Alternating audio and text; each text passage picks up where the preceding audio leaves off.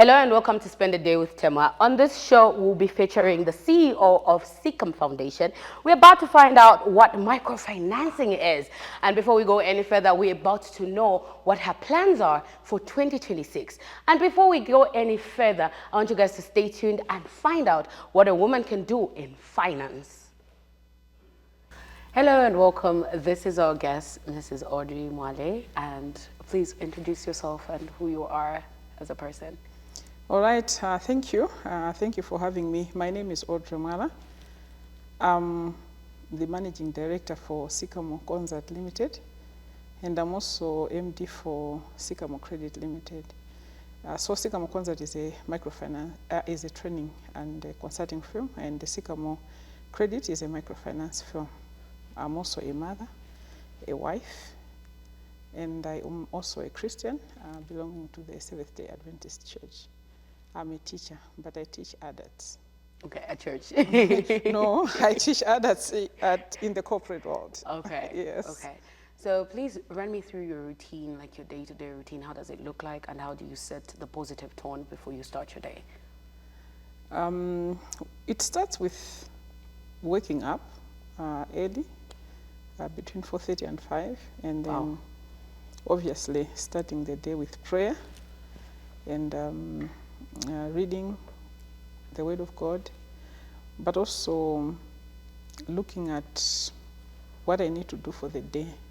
So the planning to see what do I want to accomplish, and then exercise a bit. There are times when, depending on my program, if I don't have a training to do immediately that morning, then I would have a bit of space where I can do a long exercise. But if I don't, then I just go for the short ones that nice. Are intense, okay. Yeah, but short.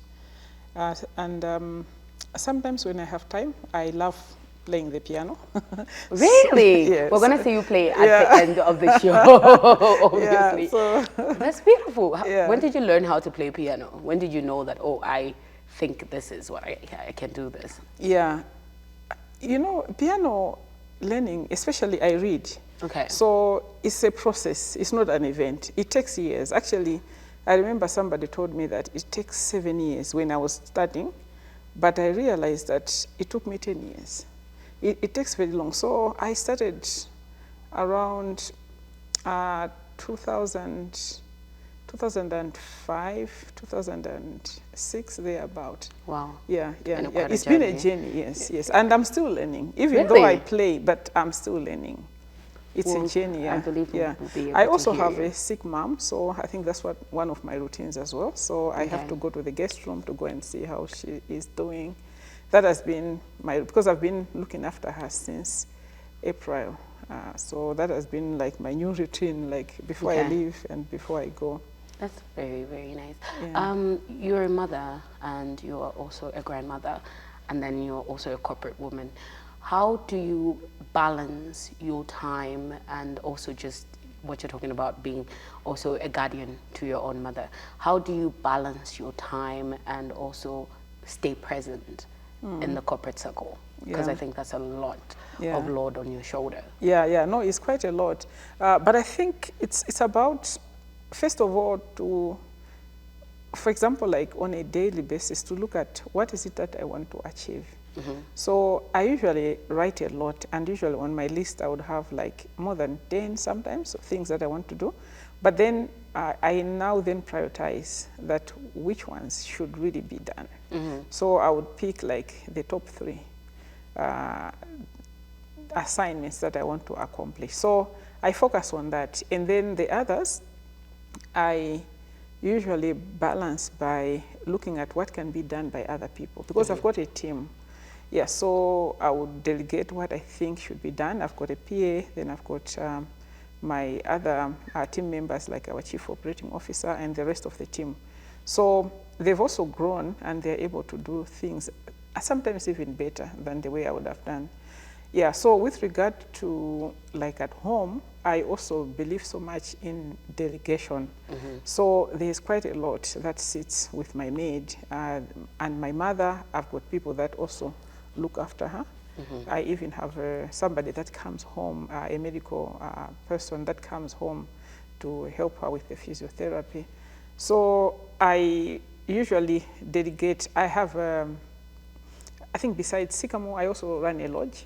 So I also have someone, but it's just across. Okay. So I go there once in a while, but otherwise there's someone that I talk to know what has happened the previous night and then what needs to be done in the day. And then, so I think I'm able to balance a lot because I rely on working with other people. But also, these are the days when we also have to evolve and make use of technology. So I think I've used also so much Norton. It's a Notion. It's a software that helps in terms of planning, task delegation, and following up on what happens. And then I also like to write just my normal diary. Okay. Yeah, so I think those tools do help in keeping track. We also have to also recognize that these days we are in the new era of artificial intelligence.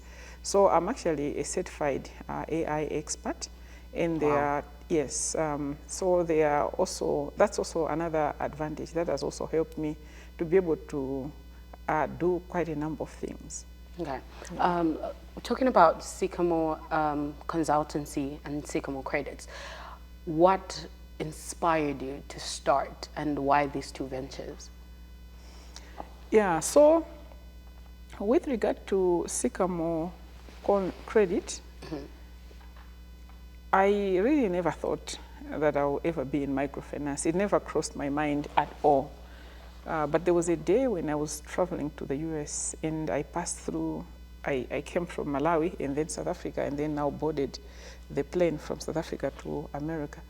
But at the airport, I bought a book, and the book was Why the Rich Get Richer and the Poor Stay Poor. Yeah, I've read that book before. Yes, yes. So you read it? Yes, I have. Okay. Yeah, so I started reading it in the plane, but I must say that for the first time, I could hear the voice of the author, and I could hear my name written in that book.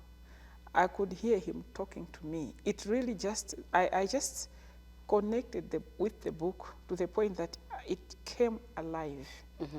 This is something that has never happened, but I must say that I experienced it.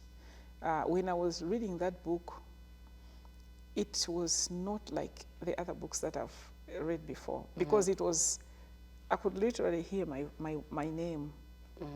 So the book was talking about the financial system. So they talked about banks.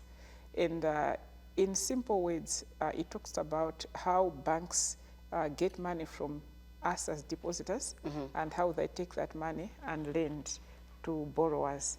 And then in the process, they make a profit and they grow. Yeah. So it was about banks, but then I was able to hear something deeper beyond what that book was saying, where now I could hear the voice of the author saying, but you can do it, and I know you cannot do it as a bank, but there's something that you can manage. You can do a microfinance, and you can manage microfinance. So the whole trip, I was reading that book. It was those, I think, 18-hour trips. Yeah, by the time I landed, I had not finished reading the book, but Sycamore was born. So from there, I was just talking about it very, very passionately. I stayed with a friend. Her name is Gidi Maleta. I stayed with her at her home, and I just kept on talking about the book to a point where she said, Audrey, I want to read that book. So she grabbed the book. I never finished it. I left it with her. But the knowledge that I gained about setting up a microfinance is what kept me burning to a point that when I came back, I just set up the company. This is what I want to do. Yes. So that's the journey for Sycamore Credit. And then with regard to Sycamore Concert has got many birth, I would say, experiences, because the first one was just a passion. I just had a passion to become a consultant. And this came about because I have been dealing with a lot of consultants when I was working for the PPC. And I noticed that there were times when I felt I knew better than the consultant. But also at the same time, I was learning quite a lot from them as well. So I could see that whatever they were talking about, I can also do it. And there was a time when our organization had run out of money, but we needed to do certain transactions, which included developing of financial models, carrying out feasibility studies. So I did it. So now I was the consultant in the organization because we didn't have money to pay consultants. I noticed that I enjoyed it very much. So that led me to start thinking. Then I registered the company. That's in 2017. I registered Sycamore Concert in 2017. But then I was still working, and I didn't think I would be looking at it as a full-time thing, but something that when I have an assignment, I can do it part-time. Yeah, so that was the genesis of the birth in terms of registration. Yeah. But now, in terms of the action, I was in church and I was playing the piano again. Okay. And which then, we'll hear yeah, at the end of yes. this. And then there was a young man called Sam Chiwanda who.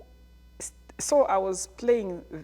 So towards the end, at the last song. So when I was playing for the marching out song, I noticed that there was a certain young man who never marched out of the church. So he kept on. He just sat. And yet everybody else was left. And I was the last one, naturally, as somebody who is playing the piano. Then I noticed that he noticed when everybody went, he came to me. So I knew that anybody who can come towards the piano is either curious to learn or he plays himself. But I just felt like this one knows how to play the piano. So I asked, do you play? He says, yeah, I try. I said, okay, come. Then I noticed that, oh, he's a pro. He wasn't even trying. I said, you are lying. So you and me are going home. You have to teach me because he was just playing. Because for me, I struggle to just play. I read. Yeah, but for him, he was just playing. So I said, let's go home. You are having lunch with me. So we went home. Then we played piano. We talked. And then in the process of our talking, he mentioned that he's doing a certain assignment with, I think, TNM. So he had created a platform where people get daily tips, and he asked me to do tips for financial management. He said, I don't have any tips like that. So I started developing the tips. So then after that, I noticed that the tips were coming out as a pattern because I had to develop 364 tips so that he can be sharing every day. But I noticed that they were coming in a form of a pattern. Some of them were to do with savings, some of them with investments, some retirement planning, some emergency fund. So there was a pattern that emerged. So from that pattern, I grouped the tips. And then I decided to start writing because the tip was just like a small SMS message. But then I started expanding on it. So I would expand on one message until I developed slides. So I developed slides. I developed paragraphs. So then I realized that I can turn this into a book. That was my journey now of writing my book. Yeah, so. It's called Personal Finance Management. Yes. And just in case you haven't read it, please go ahead and read it. It will change your entire life when it comes to finances. Yes. So now, so I had the book, but now I noticed that I can turn it into presentations. So I turned it into presentations. Then I started teaching. So the teaching now led to the setting up of Sycamore itself. Because now I started teaching people about what is in the book. So at first I was just teaching personal finance, and then we noticed that we started getting interest where people would say, but do you also teach about leadership? I said, yeah, I know leadership. I've got an MBA. I have learned about leadership, and I have practiced leadership. I've been the acting CEO for the PPC, but I've been on boards of several organizations. So I knew leadership myself. So I started now teaching So we started teaching several things, and then people would ask, how about accounting? Yeah, I'm a chartered accountant. Then I started teaching, okay, how about PPP? Yes, I'm a certified PPP expert. Now I started teaching project finance. Yes, I'm a certified project finance. So we just expanded our curriculum because there was demand, but it started from there. Okay. Yeah. What are some of the challenges that you feel like you faced throughout your journey with Sycamore and Sycamore Credits? I think between the two, I would say where I faced mostly the challenge was Sycamore Credit. The company started, and then in 2020, because as I said, it started in 2018, and then in 2021, I decided to go for early retirement from my office, the PPPC, and then I went full-time to work at Sycamore Credit, and both, I should say, both Sycamore Credit and Concert, because they were all in the same floor. We are in Plantation's house, third floor. So one side is Sycamore Credit, another wing is Sycamore Concert. So I noticed that when I went there, I faced resistance from, it's very interesting that I set up the company, I have my team going on, and then I was communicating with them from the board level or once in a while checking with them, but remotely, but I wasn't there full time. But I noticed that when I went there full time, I faced resistance. I feel like the team felt like I was an intruder. They had their own Sycamore and I was not part of it. Yeah, that's how it, yeah, so it created a lot of challenges for me. I stressed, and it was not easy. I had people leaving, I had people just sabotaging the system. You know, it was very difficult. It created a lot of stress and pressure. I slept in the hospital twice. It was my BP was high. It was extremely difficult. So I had a serious people issues. And I will tell you that even right now, of the people that I found at Sycamore that time, I think that time they were about 20 something, probably 23, 24. Right now, I think there are only 4 that are part of Sycamore. Wow. But if I tell you, like, Sycamore today has got 70 employees. That's very But we had to build a new team. This one, it just didn't work. But interestingly, there were some that left and then they came back. I think once they do, because the problem is they couldn't understand what I was trying to say. Because when I went there full time, I noted that there were certain challenges and we needed to restructure the organization, but they just couldn't see what I was talking about. They just couldn't see, because if it wasn't for that, we were going down. So I said, no, we need to change. We need to change this. We need to do this. We need to do this. But they just couldn't see it, and they resisted it, and it caused hell for me. I'm so glad that you got to pass through. I think some of the things I'm picking from you is when you went, people had a whole different picture of what you wanted to have, so you had to restructure the whole thing. Yes. Another thing I want to ask you, now that you talked about you had your blood pressure rise and everything, how then do you maintain your mental health? Because already having 2 companies plus a lodge and other things that you do that people can't see right now, how then do you stay present?